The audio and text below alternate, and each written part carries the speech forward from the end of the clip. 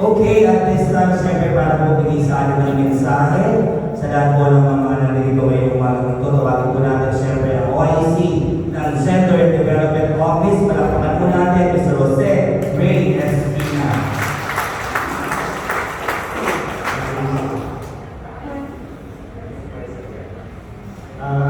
Magandang araw po sa ating lahat. Gusto ba? Inasun pa ba yung iba? Kahit yung mga hindi naman. Anyway, first of all, I would like to thank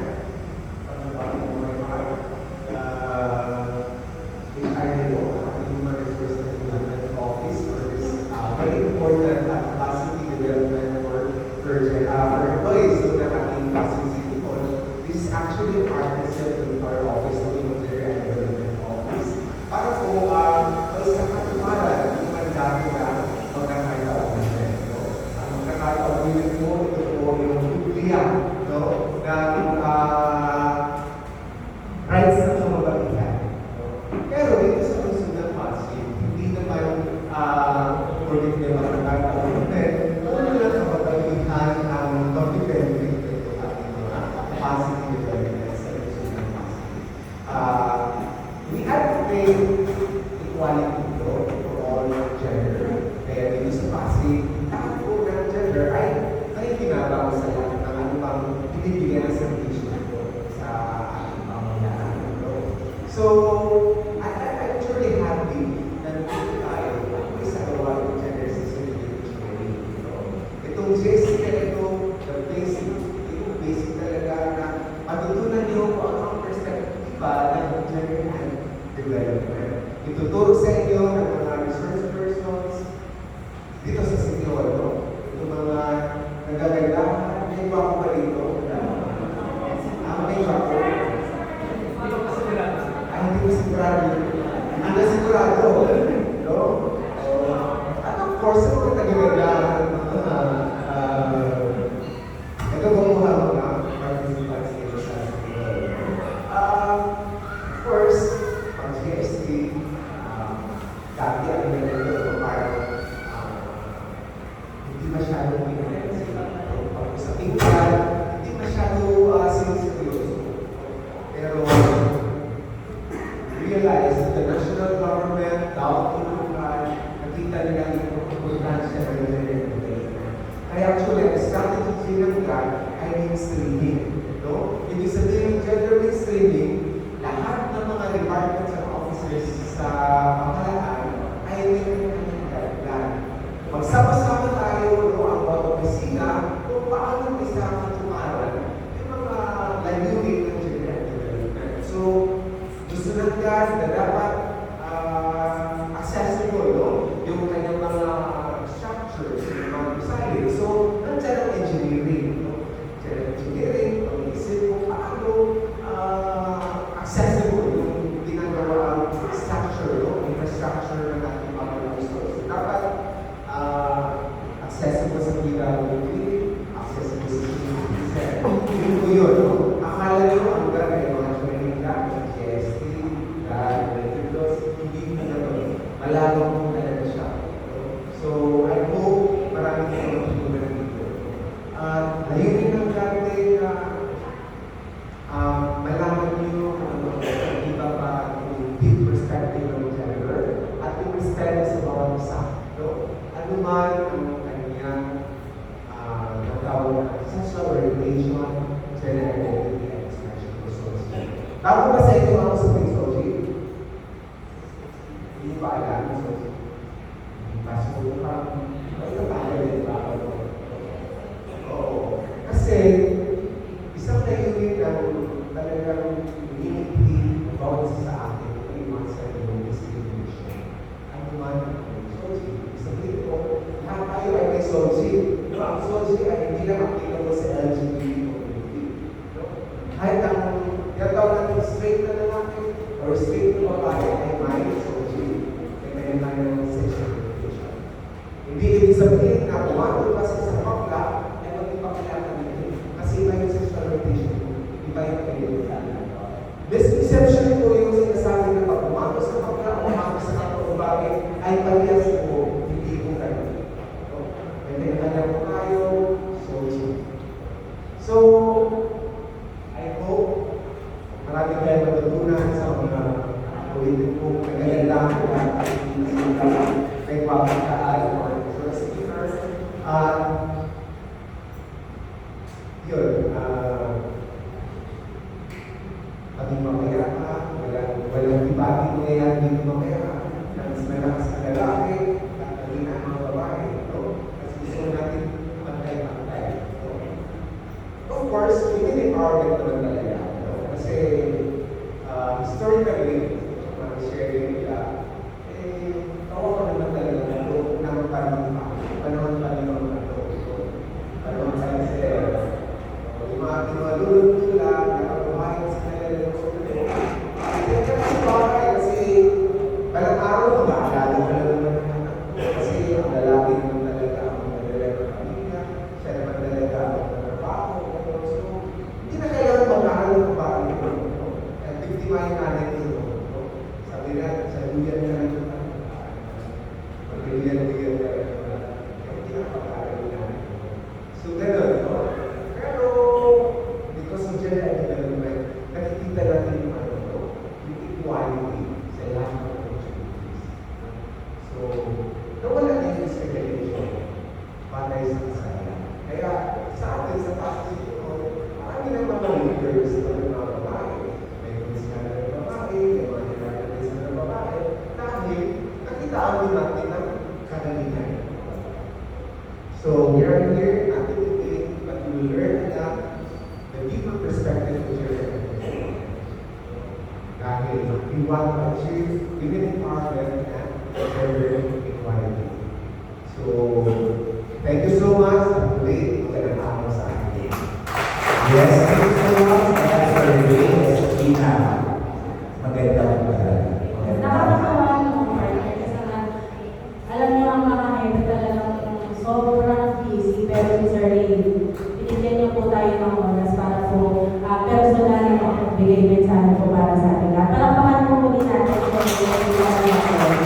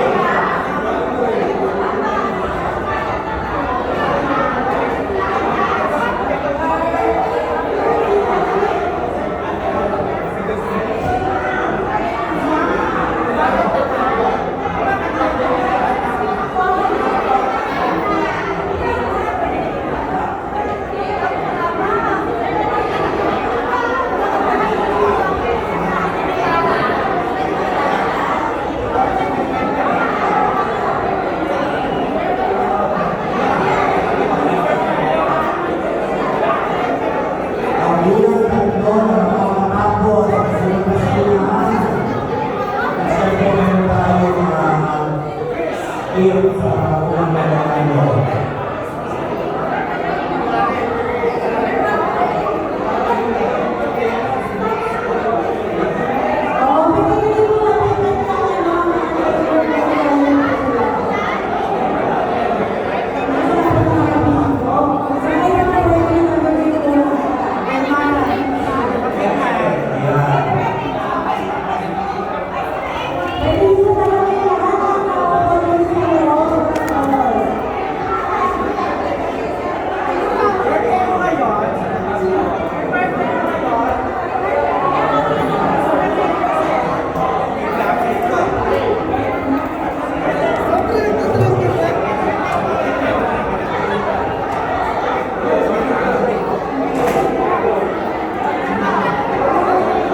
Tingnan natin kung sino ang una-una.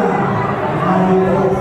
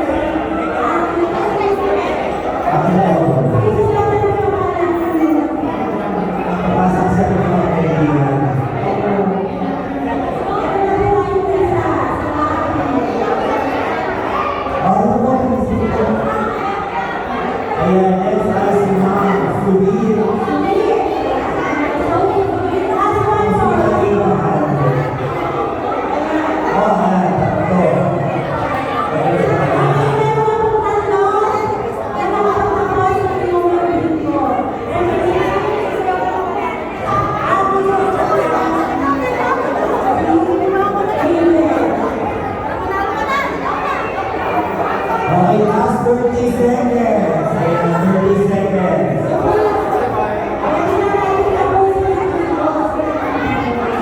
Off. Mga kasama may mga pinulong ko na.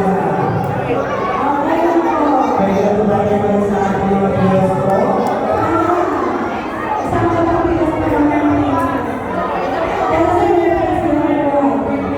Okay, buwan sa gapas. Okay na, tanong na.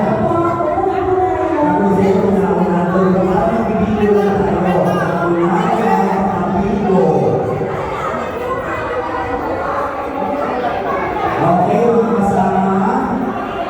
mga kasama, pwede po tayo mabalik sa ating mga pwesto.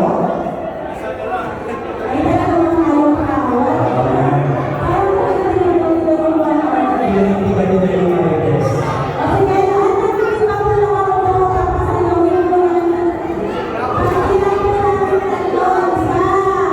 Pwede po tayo po.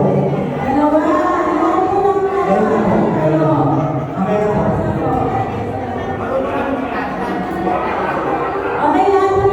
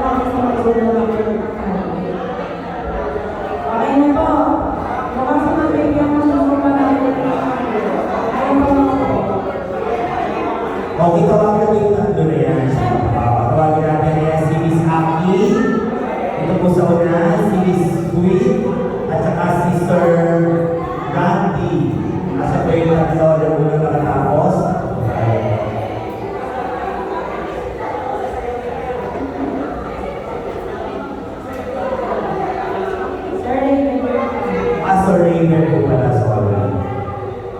Okay, mali po ba na kayo ay naminig sa mga nakabito po sa harapan? Po muna tayo.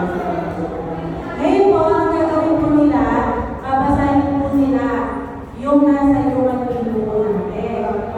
Babanggitin po nila kung sino po yung nakausap nila, kung sino po yung nakakasahan. Ayan, non-listening. So, aalamin natin kung sino po yan. Okay, so someone, ako nga pala si Aki Valdez sa Department ko ng City of Office ko, no? Yung someone who has children, si Mary Jane. Okay, tapos someone wearing black socks, si Conrad Paton. Tapos someone who can sing a song, pero wala po, hindi na niya yung pangalan. Ayun, okay. And someone who has birthday this month, si Daphne. Si Daphne. And someone who played music instrument, nagigitara kanina. Sira sabi nagigitara, ay sinabi, pinano ko kanina. Nagigitara daw siya. Si Jer, ayun si Sir. Tapos someone who drives a car, Aldrin. Okay. And someone who has bird, bigote. Ano na ako, birthday eh. And someone who has with glasses, pero malang din, hindi ko na rin nilagay yung pangalan. Okay, someone who can whistle. Yung marunong sumipon. Pero malang din po, hindi niya nilagay yung pangalan niya. Ang sexy ito ka, Brian. Yes, yun po. Bilang niya na ilagay yung pangalan niya. Okay, sige po. Thank you po. Okay, palapakan naman natin si Miss Aki. Next, si Ma'am Sweet. Hello everyone, I'm Sweet from Belo. Please, ito po yung mga human being ko na tumiwag sa application na hindi ko po kanina. Una-una po, someone who has children si Adola Villa. Adola, thank you po. And then someone wearing black socks, si Shane Ramses. Thank you, nakatingin ko sila. And then someone who can sing a song to you, Charlie. Ayan. Inilista na po namin kasi sample. Someone who has a birthday this month, sir, please. Sir, please. Wala na yung may birthday. Happy birthday, sir, please. Someone who plays a musical instrument, Sir Ricky, siya talaga yung thank you, sir. Sample din. Someone who drives a car, Sir Alfred, siya nakakama may kotse, dito. And then someone who has work, sabi niya, ano yung balbas mo? Sabi ko, yes sir, sa sabihan ko. Thank you po. And then someone with glasses, si Ma'am Janet, over there. And then someone who can whistle, di ko maintindihan yung simulan niya, pero siya yung, parang ako sa recall, sino po ito? Sino po ang accessory ko Kasi nakaano lang siya. Kuya ma'am. Hanapin natin sa aleta si Mami. So, palakpakan po natin sa accessory. Intay na last na natin si Sir Riven. Sir Riven, paalam na tayo po. Balik po ako sa yung PCT. Ito po nga po yung mga nalista ko sa human being ko. Someone who has given citizen before niya. Bawal magtulog. Someone in the taxi said mother. Someone who can sing a song to you. Mga ami ko. Tapos someone who has a birthday this month. Yes, birthday ko sa Happy birthday! Someone who plays a musical instrument is a tapos someone who drives a car is a pwede mga joke. Someone who was very silly sa dagat. Someone through the process, si Ma'am Girlie po at kasama po kami sa December po. Yan, kompleto. Palakpakan din natin si Sir Ray. Bigyan mo ng 1 month supply ng coffee ko. Ha? Oo, 1 month supply ng coffee ko. Asan yung mga fencing? Kasi nulat nila. Para pagtanggal ng pagbulian. Sayang kasi isang kabansanan. Oo, isang kapang bigas yan kasunod una. Pero nasa memories. Oo, nasa memories niya pa. Pwede mo ba photo? Oo, picture mo tayo, ayan. Okay. Ito po yung magaling magpiko sa mga iskinita ng lugar nila. Ayan. 1, 2, 3. Ay, yan pala si Sir Rich. Sasabi sa mga hepe, ay, ito yung pinakamagaling mag-bingo.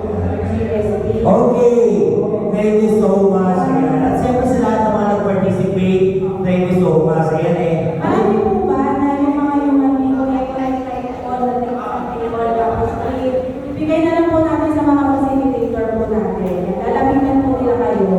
Yan. Yes, siyempre ang purpose niya, para malaman din natin ano ba yung mga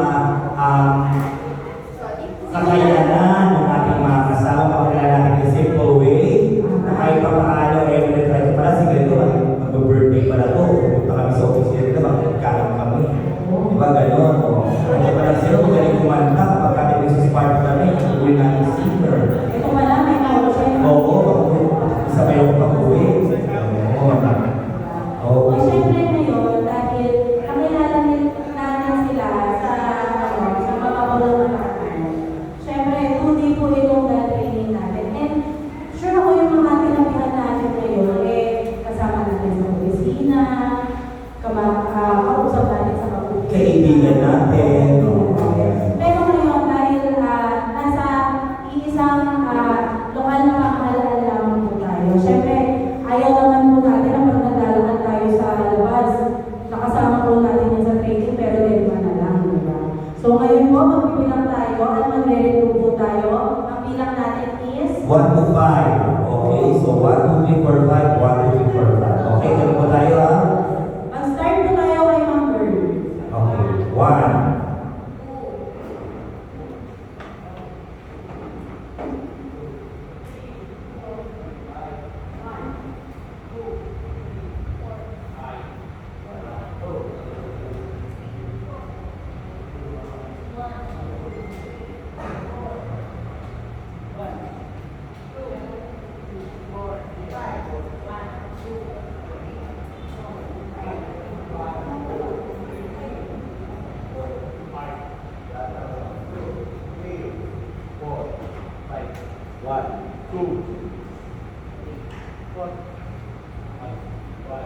Okay, ayan.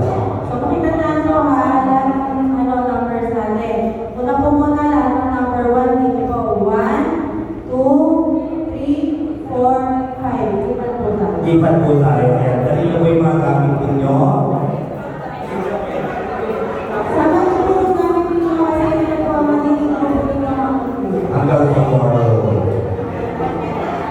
Mag-break po muna kayo sa activity ngayon. 1, 2,